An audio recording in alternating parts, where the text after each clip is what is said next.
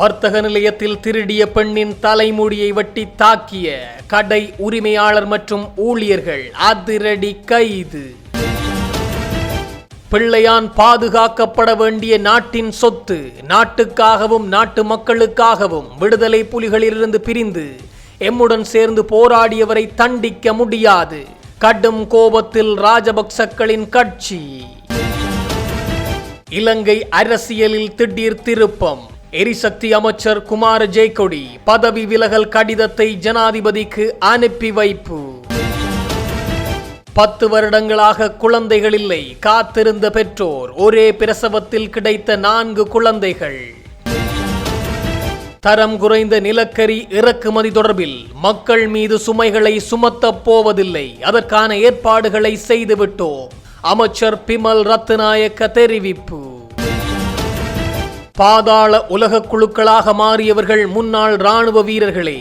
அவர்களை இயக்குவது பின்புலத்திலிருந்து அரசியல்வாதிகள்தான். உண்மையை வெளியிட்ட முன்னாள் இராணுவ அதிகாரியும் அமைச்சருமான அருண ஜெயசேகர. இலங்கையின் வலுசக்தி அமைச்சராக பதவி வகித்த குமார ஜெயக்கொடியும் அமைச்சின் செயலாளராக பணியாற்றிய உதயங்க ஹேமபாலவும் தங்கள் பதவிகளில் இருந்து விலகியுள்ளனர். இந்த 2 முக்கிய விலகல்களுக்கான காரணம் குறித்து அரசாங்கம் இதுவரை விரிவான அதிகாரப்பூர்வ விளக்கத்தை வெளியிடவில்லை.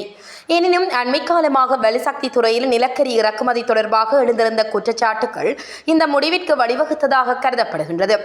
குமார ஜெயக்கொடி தனது ராஜினாமா கடிதத்தை இன்று பிற்பகலில் ஜனாதிபதியிடம் சமர்ப்பித்ததாக தெரிவிக்கப்படுகின்றது. அதேவேளை எரிசக்தி அமைச்சின் செயலாளரும் தனது விலகல் கடிதத்தை வழங்கியுள்ளதாக தகவல்கள் வெளியாகியுள்ளன. நிலக்கரி இறக்குமதி தொடர்பான சர்ச்சைகளை ஆய்வு செய்வதற்காக நியமிக்கப்பட்டுள்ள ஜனாதிபதி ஆணைக்குழுவின் விசாரணைகளுக்கு ஒத்துழைப்பு வழங்கும் நோக்கில் குமார ஜெயக்கொடி பதவியில் இருந்து விலகியுள்ளதாக கூறப்படுகின்றது. மேலும் இலங்கையில் நிலக்கரி அடிப்படையிலான மின் உற்பத்தி தொடங்கிய காலத்திலிருந்து 2026 ஏப்ரல் 16 வரை இடம்பெற்ற காலப்பகுதியில் அரசுக்கு சொந்தமான லங்கா நிலக்கரி நிறுவனம் அல்லது அதன் சார்பில் நிலக்கரி இறக்குமதி மற்றும் மின் உற்பத்தி நடவடிக்கைகளில் ஏதேனும் முறைகேடுகள் அல்லது சட்டவிரோத செயல்கள் இடம்பெற்றுள்ளனவா என்பதை ஆராய்வதற்காக ஜனாதிபதி அனுரகுமார திசாநாயக்கவால் ஜனாதிபதி விசாரணை ஆணைக்குழு ஒன்று அமைக்கப்பட்டுள்ளதும் குறிப்பிடத்தக்கது. பயங்கரவாத தடை சட்டத்தின் கீழ் தடுத்து வைக்கப்பட்டிருந்த பிள்ளையான் தற்போது வெளிசிற கடற்படை முகாமில் தடுத்து வைக்கப்பட்டுள்ளார். இது முற்றிலும் தவறானது. கிழக்கு மாகாணத்தில் அரசியல் செல்வாக்கை வலுப்படுத்திக் கொள்வதற்காக ஒரு தரப்பின் கோரிக்கையை அரசாங்கம் நிறைவேற்றுகின்றது. விடுதலை புலிகள் அமைப்பை முற்றாக அளிப்பதற்கு இராணுவத்துக்கு முழுமையாக ஒத்துழைப்பு வழங்கிய பிள்ளையான் தேசிய மட்டத்தில் கௌரவிக்கப்பட வேண்டும் என ஸ்ரீலங்கா பொதுஜன பெரமுனவின் பொதுச் செயலாளர் சாகர காரியவசம் தெரிவித்தார். ஜனநாயகத்தை குழி தோண்டி புதைக்கும் வகையில் அரசாங்கம் செயற்படுகின்றது. அரசாங்கத்தின் தன்னிச்சையான மற்றும் சர்வாதிகார செயற்பாடுகளினால் தனிமனித சுதந்திரம் பாதிக்கப்பட்டுள்ளது. சட்டமா அதிபர் திணைக்களம் அரசியல் அழுத்தங்களுக்கு உள்ளாகியுள்ளது. இதுவரையில் ஆட்சியில் இருந்த எந்த ஒரு ஜனாதிபதியும் இவ்வாறு செயற்படவில்லை. போலீஸ் திணைக்களம் முழுமையாக அரசியல் மயப்படுத்தப்பட்டுள்ளது. தேசிய மக்கள் சக்தியின் அரசியல் மேடைகளில் தேர்தல் பிரச்சாரம் செய்த நபர் குற்றப்புலனாய்வு திணைக்களத்தின் பிரதானியாகவும் புரிதொருவர் பொதுமக்கள் பாதுகாப்பு அமைச்சின் செயலாளராகவும் நியமிக்கப்பட்டுள்ளார். இவ்வாறான நிலையில் விசாரணைகள் எவ்வாறு சுயாதீனமாக இடம்பெறும் என்ற சந்தேகம் காணப்படுகின்றது. 30 வருட கால யுத்தம் பற்றி தற்போதைய இளைஞர்கள் அறிய மாட்டார்கள். அதன் கொடுமையை நாங்கள் நன்கு அறிவோம். விடுதலை புலிகள் அமைப்பை முற்றாக அளிப்பதற்கு பிள்ளையான் அர்ப்பணிப்புடன் செயற்பட்டார். இராணுவத்துக்கு முழுமையான ஒத்துழைப்பு வழங்கினார். விடுதலை புலிகள் அமைப்பு பலவந்தமான வகையில் சிறுவர்களை தமது போராட்டத்துக்கு இணைத்துக் கொண்டது. பிள்ளையானும் சிறுவர் போராளியாக புலிகள் அமைப்பில் இணைத்துக் கொள்ளப்பட்டார். 1991 முதல் 2004ஆம் ஆண்டு வரை புலிகள் அமைப்பில் போராளியாக இருந்தார். விடுதலை புலிகள் அமைப்பின் செயற்பாடு நாட்டுக்கும் நாட்டு மக்களுக்கும் ஒருபோதும் நன்மை பயக்காது என்பதை அறிந்த பிள்ளையான் ஜனநாயக பாதையை தெரிவு செய்து முன்னாள் ஜனாதிபதி மஹிந்த ராஜபக்ஷவுடன் ஒன்றிணைந்து இலங்கை இராணுவத்துக்கு ஆதரவாக செயற்பட்டார். விடுதலை புலிகள் அமைப்பு குறித்து பல தகவல்களை பிள்ளையான் வழங்கினார். பிள்ளையான் வழங்கிய தகவல்களை அடிப்படையாக கொண்டே இறுதிக்கட்டத்தில் யுத்தம் வெற்றி கொள்ளப்பட்டது. இதனால் தான் சிங்கள கிராமங்களுக்கு சவப்பட்டிகள் செல்வதும் தடுக்கப்பட்டது. ஆகவே பிள்ளையானின் சேவையை தேசிய மட்டத்தில் பாராட்டி கௌரவித்து நியமித்து அவரை பாதுகாக்க வேண்டும். கிழக்கு பல்கலைக்கழகத்தின் உபவேந்தர் விவகாரத்தில் 19 ஆண்டுகளுக்கு பின்னர் பிள்ளையான் கைது செய்யப்பட்டுள்ளார். உபவேந்தர் காணாமலாக்கப்பட்ட விவகாரத்தில் எவ்வாறு பயங்கரவாத தடை சட்டத்தின் கீழ் கைது செய்வது? பயங்கரவாத தடை சட்டத்தின் கீழ் தடுத்து வைக்கப்பட்டிருந்த பிள்ளையான் தற்போது வெலிசர கடற்படை முகாமில் தடுத்து வைக்கப்பட்டுள்ளார். இது முற்றிலும் தவறானது. கிழக்கு மாகாணத்தில் அரசியல் செல்வாக்கை வலுப்படுத்திக் கொள்வதற்காக ஒரு தரப்பின் கோரிக்கையை அரசாங்கம் நிறைவேற்றுகின்றது. இதற்காக பிள்ளையான் பழிவாங்கப்படுகின்றார். யுத்தத்தை வெற்றி கொள்வதற்கும் விடுதலை புலிகள் அமைப்பை அளிப்பதற்கும் அர்ப்பணிப்புடன் செயற்பட்ட பிள்ளையானை பாதுகாக்க வேண்டும். அவருக்காக நாங்கள் முன்னிலையாவோம், அவருக்காக குரல் கொடுப்போம் என்றார். ராகமையில் உள்ள ஒரு வர்த்தக நிலையத்தில் திருடியதற்காக பெண்ணொருவரின் தலைமுடியை வெட்டி அவரை துன்புறுத்திய சம்பவத்துடன் தொடர்புடைய பிரதான சந்தேக நபர் உள்ளிட்ட 5 ராகமை போலீசாரால் கைது செய்யப்பட்டுள்ளனர். சமூக வலைதளங்களில் பரவிய காணொலி காட்சிகளின் அடிப்படையில் விசாரணைகளை ஆரம்பித்த ராகமை போலீசார் பாதிக்கப்பட்ட பெண்ணிடம் வாக்குமூலம் பெற்றதன் பின்னர் அவரை மருத்துவ பரிசோதனைகளுக்காக ராகமை போதனா வைத்தியசாலையில் அனுமதித்துள்ளனர். இதனைத் தொடர்ந்து முன்னெடுக்கப்பட்ட விசாரணைகளின் மூலம் ராகமை பகுதியை சேர்ந்த 27 வயதுடைய பிரதான பெண் சந்தேக நபர் மற்றும் 20, 21, 22, 23 வயதுடைய ராஜாங்கனை, கடவத்தை, ராகமை மற்றும் திருகோணமலை, சீனக்குடா ஆகிய பகுதிகளை சேர்ந்த 4 பேர் கைது செய்யப்பட்டுள்ளனர். கைது செய்யப்பட்ட சந்தேக நபர்கள் வெலிசர நீதவான் நீதிமன்றத்தில் ஆஜர்படுத்தப்படவுள்ளதுடன் மேலதிக விசாரணைகளை ராகமை போலீசார் முன்னெடுத்து வருகின்றனர். தரம் குறைந்த நிலக்கரி விநியோகிக்கப்பட்டமையால் ஏற்பட்டுள்ள நட்டம் அரசாங்கத்திற்கோ அல்லது மக்களுக்கோ அல்ல என போக்குவரத்து, நெடுஞ்சாலைகள் மற்றும் நகராட்சி அபிவிருத்தி அமைச்சர் பிமல் ரத்நாயக்க தெரிவித்துள்ளார். அரசாங்க தகவல் திணைக்களத்தில் நேற்று நடைபெற்ற விசேட ஊடகவியலாளர் சந்திப்பில் அவர் இதனை குறிப்பிட்டுள்ளார். அமைச்சர் மேலும் கருத்து தெரிவிக்கையில், நிலக்கரி இறக்குமதி செய்த நிறுவனத்திற்கு வழங்க வேண்டிய சுமார் 915 கோடி ரூபாய் நிதியை எரிசக்தி அமைச்சர் தற்போது தடுத்து வைத்துள்ளது. தரம் குறைந்த நிலக்கரி காரணமாக சுமார் 8000 மில்லியன் ரூபாய் நட்டம் ஏற்படலாம் என கணக்கிடப்பட்டுள்ளது.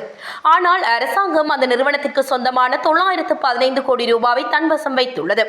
இந்த நட்டம் எக்காரணம் கொண்டும் மின்சார கட்டணத்தில் சேர்க்கப்பட மாட்டாது என பொது பயன்பாடுகள் ஆணைக்குழு மிக தெளிவாக குறிப்பிட்டுள்ளது.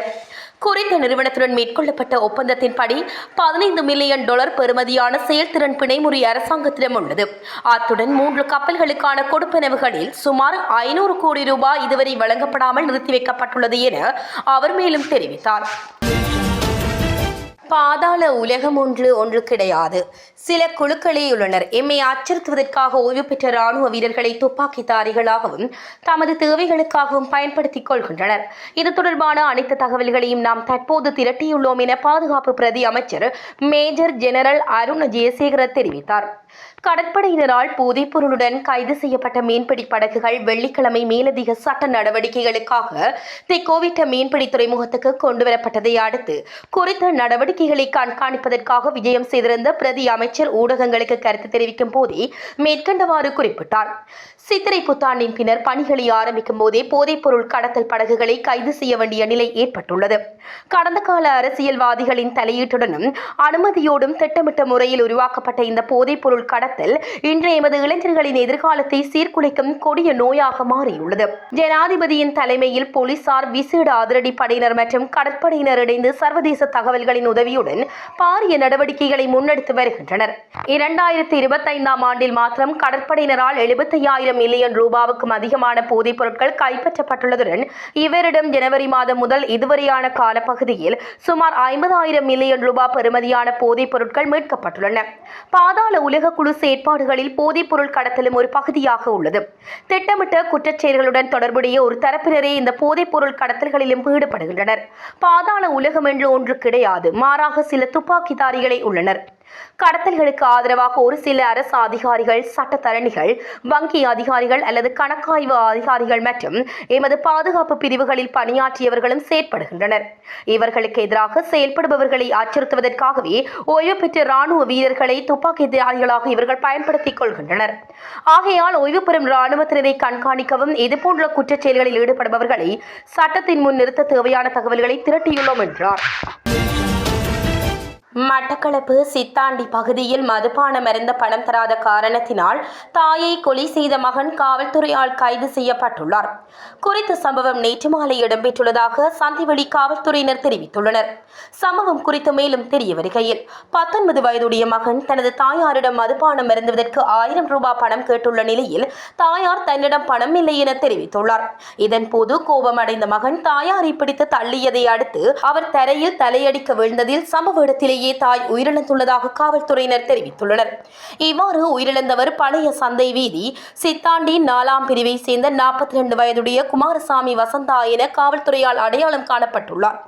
சம்பவம் தொடர்பான மேலதிக விசாரணைகளை சந்திவெளி காவல்துறையினர் மேற்கொண்டு வருகின்றனர். யாழ்ப்பாணத்தில் தாயொருவர் ஒரே பிரசவத்தில் 4 குழந்தைகளை பிரசவித்துள்ள நிகழ்வு ஒன்று பதிவாகியுள்ளது. இந்த நிகழ்ச்சியான சம்பவம் நேற்று பதிவாகியுள்ளது. செம்பியன்பற்று வடக்கு பிரதேசத்தை சேர்ந்த இளம் தாய் ஒருவருக்கே ஒரே பிரசவத்தில் 4 குழந்தைகள் கிடைத்துள்ளன. 2 ஆண் குழந்தைகள் மற்றும் 2 பெண் குழந்தைகள் அடங்குவதாக மருத்துவ தரப்புகள் உறுதிப்படுத்தியுள்ளன. ஒரே பிரசவத்தில் 4 குழந்தைகள் பிறப்பது மிகவும் அரிதான ஒரு நிகழ்வாகும். தற்போது தாயும் குழந்தைகளும் நலமாக இருப்பதாக தெரிய வருகின்றது. இந்த அபூர்வ நிகழ்வை அடுத்து சமூக வலைத்தளங்களில் பலரும் அந்த இளம் தம்பதியினருக்கு தங்களது வாழ்த்துக்களை தெரிவித்து வருகின்றனர்.